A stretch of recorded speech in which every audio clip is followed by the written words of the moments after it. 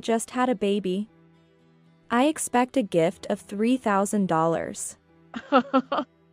The message from Kathy, the detestable being who stole Gabriel from me, was outrageous. She faked a pregnancy to trap him into marriage, leading to our divorce. Even though I didn't want to remember that day after remarrying, it seems she hasn't changed in her ways of callously hurting feelings and causing chaos. I can't believe this person is my real sister. But now that the message has been seen by James, I can't ignore it. James suggests celebrating, so reluctantly, I agree to go. It seems he has a plan. James is fundamentally a warm and kind person, but he despises dishonesty. He's also smart and good at turning situations to his advantage at work. So if he says it's okay, he must have a strategy. Enjoy your laughter while you can. It's time to settle the score for all the wrongdoings that have been done. I am Lindsay Manning. I've been working as an office lady in a local company since graduating from university. I've been dating someone since my university days. During college, through a club, I met Gabriel Anderson, a medical student from the same university. His father is a renowned allergist, and Gabriel aims to be a doctor too. His father is a popular practitioner with patients coming from all over the country. Gabriel, the only son of this practitioner, initially seemed like a pampered, smart rich kid. However, that was a prejudice on my part. Talking to him revealed he was quite unique, and we shared a love for the same film director. Wanting to know more about him, I boldly approached him. "Hey, have you seen the new film by that director? If not, would you like to go see it together? I'm surprised to meet a woman who likes that director's work." "Absolutely." "Really? I don't have many fans around me. I'm so happy to have a promise to watch it with you." My approach worked, and he began to see me as someone special. Our relationship continued not only during college but also after graduation. When I was 25, Gabriel proposed to me. I'm still learning as a doctor. But I want to take over my father's hospital and become a respectable physician. I want you, Lindsay, to see me in that role up close. Will you marry me? Of course, I'd be delighted. Let's be happy together. Soon after our marriage, I became pregnant and was at the peak of happiness. I knew Gabriel would be a great father. Whether a boy or a girl, as long as the baby is healthy, that's all that matters. Gabriel was eagerly awaiting the birth too. But that happiness was fragile and soon shattered. I suffered from severe morning sickness, constantly battling nausea and ill health. I had to quit my job and struggled with my condition at home. I had eating morning sickness, where not eating worsened my nausea. So I constantly needed to eat. The area around my usual sofa was littered with bags of sweet bread. I'm home. Lindsay, what's with this room? It's filled with bags of snacks and bread. Sorry. I couldn't move because of the morning sickness. And didn't do any tidying. You're not working, and you've gained so much weight. I feel awful if I don't eat. Despite my eating morning sickness, I gained 22 pounds compared to my pre-pregnancy weight. Not doing housework and just eating. It's like you've become a pig that's abandoned femininity. Calling me a pig is too much. He would laugh at me alone, mocking me. I can't believe that Gabriel could say such cruel things to his wife, who can't move properly due to morning sickness. Maybe I just didn't see his true nature. I had a faint hope that once the baby was born, he might return to the kind Gabriel he used to be. But that hope too was fragile and soon shattered. One day, my sister Kathy came to visit. "Oh, Lindsay, you're here. This place is a mess, isn't it? Sorry about the mess in the house." "It's fine. I'm used to this house anyway." There in front of me, struggling with morning sickness and feeling terrible, was my sister Kathy. She occasionally visits our house. but I was in no state to entertain her properly due to my poor health. However, thinking that talking might distract me, I decided to chat. You know, it looks like the baby in my tummy is a girl. I dream of dressing up and going shopping together someday. Really? I didn't know you thought like that. Does Gabriel know it's going to be a girl? Yes, I told Gabriel right away that it's a girl. I dream of wearing matching clothes with my child. Kathy, you've always been fashionable, so I'm counting on you for advice when the time comes. Then Kathy turned around and smiled meaningfully. Right, Gabriel is just a novice doctor now, but eventually, he'll take over his family's hospital. Poor Gabriel, having Lindsay as the director's wife. Kathy, that's too harsh, really. You're so sarcastic. Kathy can be quite sharp-tongued, sometimes throwing cutting remarks. As her younger sister, I've gotten used to it over the years. Still, it's quite hard when I'm feeling ill. However, Kathy went back to her usual smiling self and waved her hand. Sorry. I just spoke without thinking, as usual.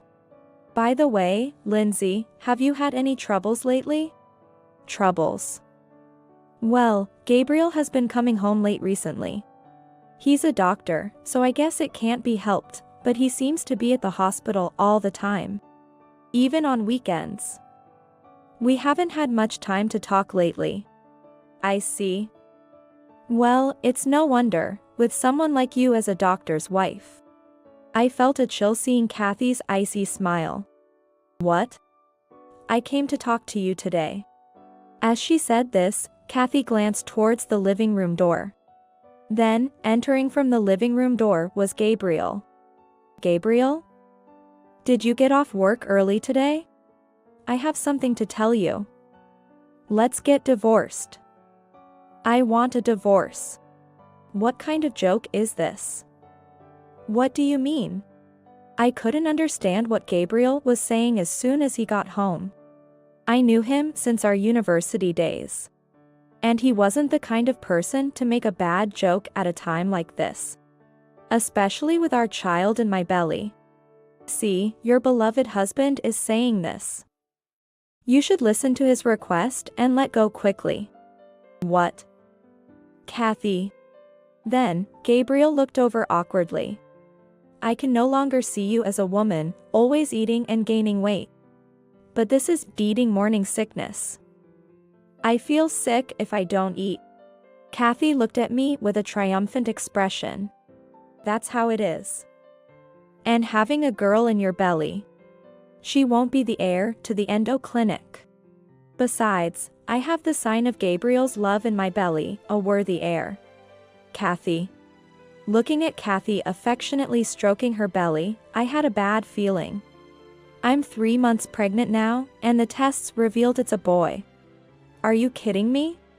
Gabriel, what are you doing while I'm going through such hard times? That's why it's unacceptable for you to keep making excuses. Quitting your job, and just eating. I'm fed up with watching you lie around eating snacks all day. I take care of myself, so I don't have any nausea. I won't lose control and eat like a pig, like you do, even though I'm pregnant. I was speechless in front of Kathy's triumphant face and Gabriel's guilty look at the floor. I didn't know Kathy was pregnant with a boy. But considering an heir, I want a son too. I'd rather have the beautiful Kathy as my wife than a woman who keeps gaining weight indiscriminately. That's so selfish. Wanting a son for an heir and a beautiful wife is all your own wish. Of course, I'll pay compensation. So, please, let's part without any more words. Seeing Gabriel prostrating himself, I realized there was no turning back. Afterward, Gabriel and I divorced, and I gave birth to our daughter as a single mother. Gabriel's promise of compensation turned out to be just words, and he never actually paid. After giving birth to my daughter, I had to work to survive, as I had no one to rely on. For the time being, not knowing what else to do, I took a job at a nearby department store where they were hiring. Life is unpredictable. Someone appreciated my hard work and personality. His name was James Owen, a capable man known for his work in the external sales department. You're working hard as always. Thank you. I'm about to finish up. Are you done for the day, Mr. Owen? Yeah. There's a great Italian place nearby I want you to try. And here's a souvenir for your daughter. As we kept having light conversations every time we met, we were drawn to each other and started dating. Eventually, it led to us getting remarried. Lindsay, I may be 20 years older than you, but my desire to make you and your daughter happy is genuine. Will you marry me? Really? I'd be glad to. Since remarrying, our lives have been truly happy. The peaceful life with my kind husband and daughter was blissful. But I didn't realize that ominous footsteps were approaching, casting a dark shadow over our tranquil days. One day, while James was at work and I was off, I stood up to make some coffee when an email arrived. It was from Kathy, and the content was shocking. The baby is born. I'm counting on you for a gift of $3,000. Staring at the email with just one sentence, I sighed. It was depressing enough to hear from Kathy, who had an affair with Gabriel and married him 5 years ago. And now she's asking for a $3,000 congratulatory gift. I haven't forgotten that day, and I can't forget it even if I try. Kathy's expression and Gabriel's behavior back then. While I was suffering from morning sickness, they were planning to be happy together. Something I still can't forgive. I didn't know how to respond to Kathy's message and felt lost. That's when James returned from work and, noticing my state, asked with concern. What's wrong, Lindsay? You look pale. Oh, James? I got a message from my sister. She just had a baby. Is she the sister you told me about? The one who married your ex-husband? Yes. I don't want to see her face or get in touch with her. And now, she's asking for a $3,000 gift? As James listened to my story and looked at my smartphone screen, he suddenly seemed to realize something. Wait, this Kathy Anderson. Do you know her? Do you know her? I didn't mention her when we got married because I didn't want to remember. Yeah. I've never been introduced to her by you. But it can't be. James, looking contemplative while staring at the email screen, seemed to remember something. We didn't properly greet her during our marriage either. Maybe it's time to say hello. Also, I just remembered something about work. So I need to go back to the department store.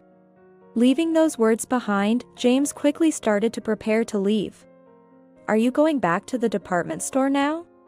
Sorry, there's something I want to do. A few hours later, James returned, holding what looked like a thick file.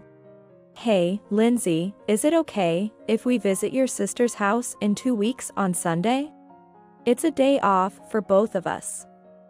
I also want you to meet my parents and cousins. Meet your parents and cousins too? Kathy loves being fussed over by people, so she'll probably be fine, but why? Your ex-husband is famous for allergy treatments, right? Our family suffers from allergies, so I thought it might be good to get some advice. I remember hearing from a friend that Gabriel took over his father's allergy clinic. I heard from a friend that Gabriel's father was an authority on allergy treatments. And Gabriel became an allergy specialist too. I'll contact Kathy then. After reaching out to Kathy, she quickly responded with an enthusiastic okay. I want to see the baby too, so we'll visit. I'll bring a gift. Also, is it okay if I bring some relatives? They really want to meet you. Of course, you're welcome.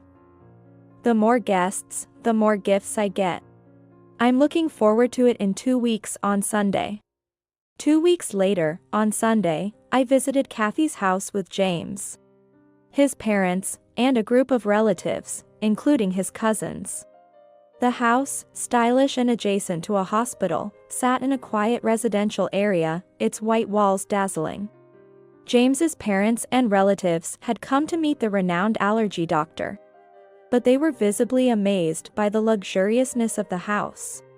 "Welcome. I've been waiting for you. It's been a while, Kathy. You look happy." "Well, yes. I was worried about my first childbirth, but everything went well, so it's all good." I felt something off in Kathy's words. "Your first childbirth? Didn't you say before that you were pregnant with a boy?" "Oh, I hadn't told you yet? I miscarried that one. So this is my first." Then, James, standing next to me, nodded meaningfully. As Kathy saw James's face, she started to tremble. "Oh, hello for the first time." "Hello. You must be Lindsay's sister. I heard from Lindsay about your previous miscarriage." "Yes. But I don't want to remember that anymore." Kathy turned away abruptly, looking like she was about to leave. "I apologize for that. Actually, I have something for you, Kathy." "What? Something for me?" Her eyes changing, Kathy watched as James handed her an envelope. The pastel-colored envelope, labeled "Congratulations," was noticeably thick even from the side. "Here you go. I wanted to give this to you personally. You know what I like. This is it. I've been waiting for this." I glanced at James and whispered in a low voice, "Hey.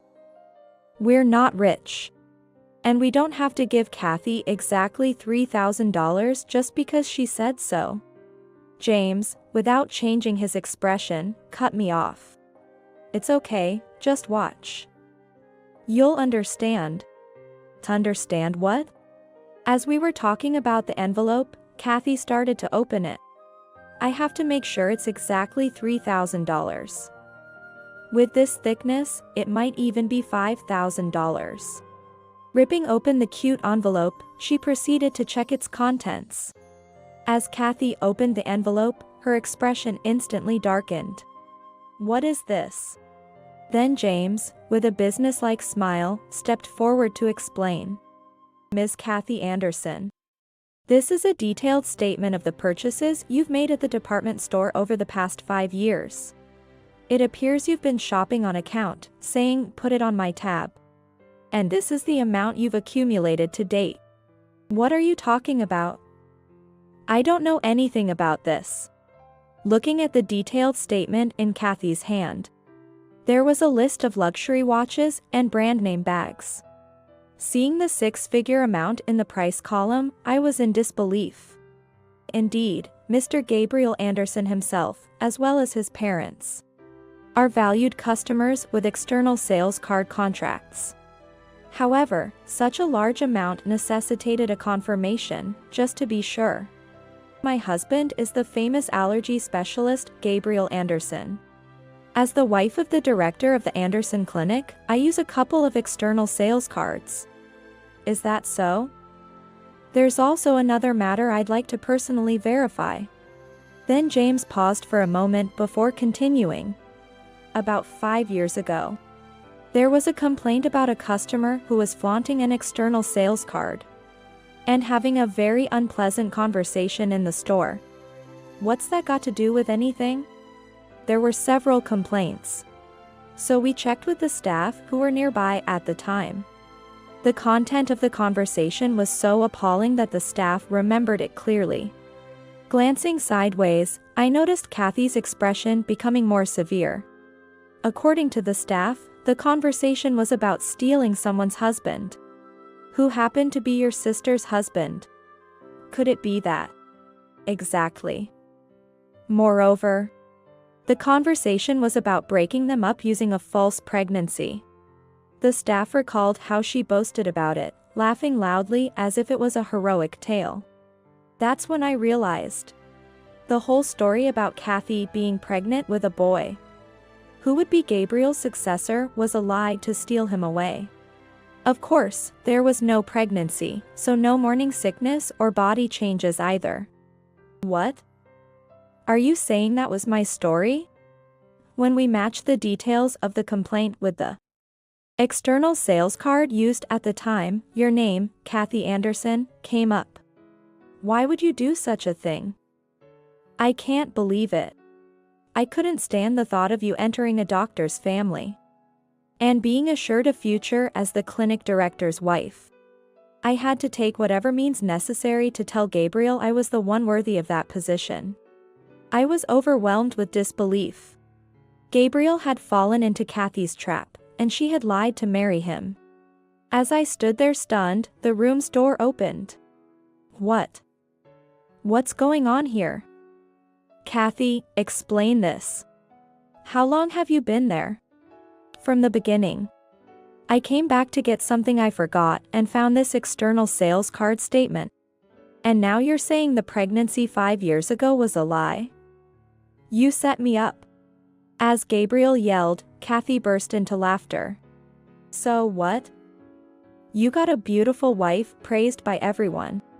And we even have a child now, so what's the problem? Don't joke with me.